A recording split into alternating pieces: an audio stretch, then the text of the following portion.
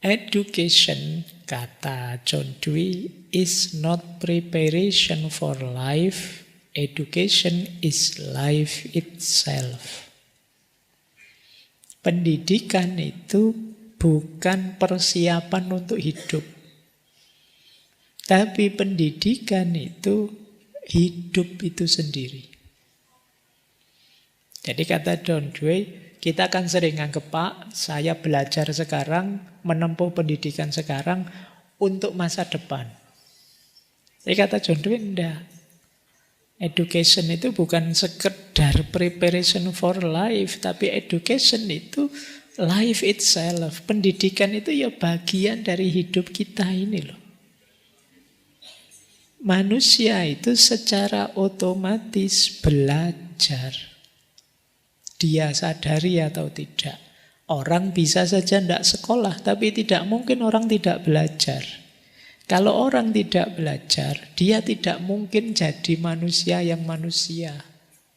Dengan segala mekanisme kemanusiaannya. Sekedar cara ngomong saja kan kita harus belajar. Makanan kita juga belajar dari lingkungan kita. Gaya hidup kita belajar dari lingkungan kita. Ya hidup kita itu isinya ya belajar. Sering saya bilang ya manusia itu makhluk potensi. Bisa apa saja yang kita mau. Ada banyak potensi.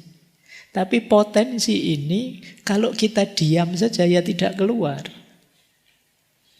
Dia keluar kalau kita belajar secara sengaja mengaktualkannya. Kalian bisa berpikir, tapi kalau tidak belajar berpikir yang benar, ya hasilnya mikir ngawur. Kalian bisa menyayangi, tapi kalau tidak belajar cara menyayangi yang baik, ya sulit. Tidak keluar sifat penyayangmu.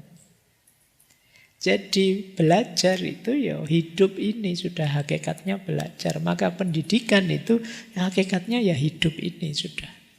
Tidak sekedar sarana untuk masa depan. Sarana untuk masa depan itu kan mungkin kalau kamu sekolah atau kuliah kamu perlu ijazahnya kan.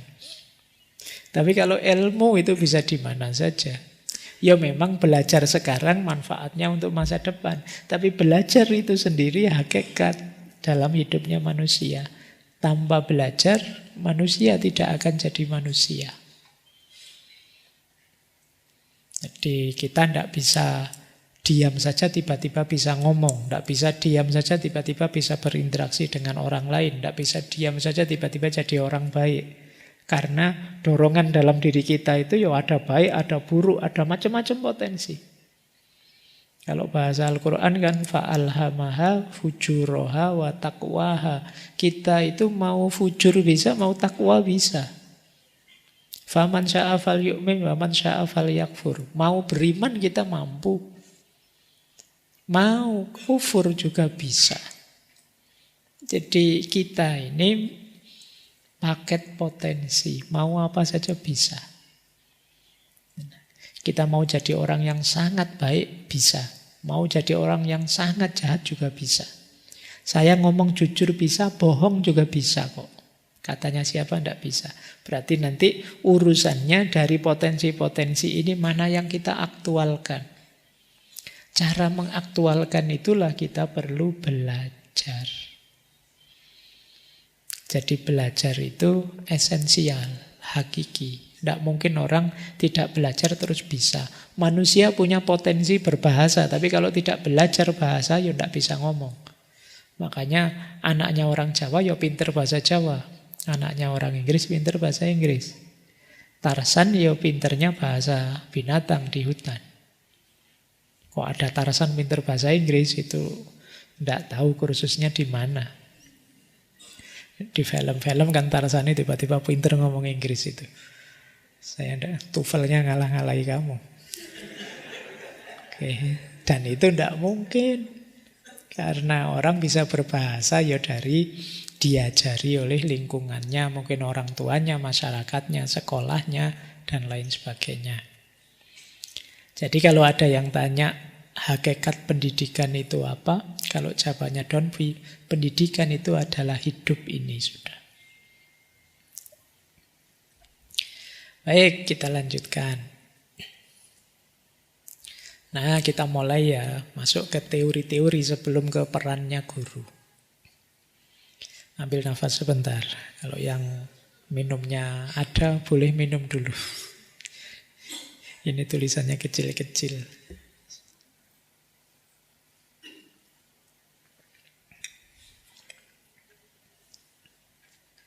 Nanti teman-teman bisa ngambil materi ini ya, bisa di copy, maksudnya yang tidak bisa baca dari jauh. Intinya begini, John Dewey mengkritik dua teori pendidikan sebelumnya, yaitu teori konservatif atau konservatif teori, dan yang kedua unfolding teori, atau orang menyebutnya teori perkembangan alami. Teori konservatif itu pandangan bahwa siswa itu sesuatu yang kosong, kita isi apa saja sesuai keinginan kita. Jadi siswa itu pasif, kitalah yang membentuk dia. Ini teori konservatif. Kebalikan dari itu ada namanya unfolding teori atau teori perkembangan alami. Kalau di teori kedua itu, kita tidak boleh terlalu nyetir anak-anak itu. Dia biarkan berkembang sendiri secara alami. Pasti dia bisa kok. Ini gaya kedua.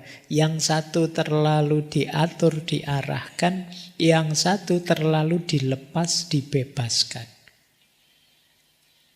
Nah, untuk mengkritik dua pandangan ini, John Dewey ngambil di tengah-tengah. Nanti konsepnya dikenal sebagai pendidikan yang progresif. Jadi, progressive education. Iya, individu itu aktif belajar. Seperti di konservatif, tapi belajarnya dasarnya pengalaman hidupnya sendiri yang alami. Yang dari situ nanti dia meningkat. Semakin meningkat, semakin meningkat. Jadi diawali dari yang alami kemudian meningkat. Memang manusia sudah punya fitrah-fitrahnya sendiri, sudah punya bakat minatnya sendiri. Tapi kan ini harus dikembangkan. Tidak bisa dibiarkan saja, harus diarahkan. Nah, beda dengan konservatif. Kalau di konservatif, anak ini dianggap sesuatu yang sama sekali tidak ada bentuknya, kitalah yang membentuk. Nah, kalau di unfolding, anak ini sudah punya arahnya sendiri, jalannya sendiri. Jadi kita jangan terlalu ikut campur. Nah, John Dewey ingin ngambil yang di tengah-tengah. Kalau metodenya biasanya, kalau yang konservatif itu dihafalkan, disuruh hafalan, diceramai tiap hari, diatur begini begitu, itu konservatif.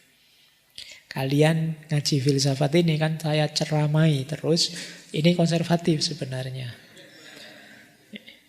Jadi mengkritik konservatif, tapi kita sendiri konservatif. Oke ya, harusnya ya kata John Dewey, pendidikan itu aktif, eksploratif, reflektif metodenya. Kalian juga aktif lah. Mungkin kalau di sesi ngaji sini waktunya terbatas, maka ya setelah ngaji mbok kalian baca-baca, cari-cari, diskusi-diskusi, biar tidak terjatuh pada konservatisme. Aktiflah, eksplor sendiri, berpikir sendiri, reflektif. Kalau kurikulumnya konservatif itu biasanya pelajarannya sudah baku. Harus begini, nanti diterapkan ke anak begitu. Kalau yang perkembangan alami itu ya sesuai potensi anak. Tapi kalau di John Dewey ya digabung lah. Sesuai potensi, tapi bukan berarti terus kita diam saja. Tidak menawarkan ideal apapun. Sesuai potensi anak, tapi kita kembangkan secara ideal sesuai dengan yang kita inginkan. Kemudian kalau konservatif itu pendidikan itu untuk mewariskan pengetahuan lama atau budaya lama saja. Kalau di unfolding teori, pendidikan itu untuk aktualisasi diri masing-masing anak. Tapi kalau di pendidikan progresif, tujuannya membentuk individu yang kritis, mau berpikir, merefleksikan pengalamannya sendiri, berkembang jadi lebih baik sesuai yang dia inginkan. Untuk yang konservatif, John Dewey mengkritik kaku, tidak demokratis, kurang relevan. Untuk yang unfolding, dia mengkritik terlalu pasif, kurang ideal, individualistik.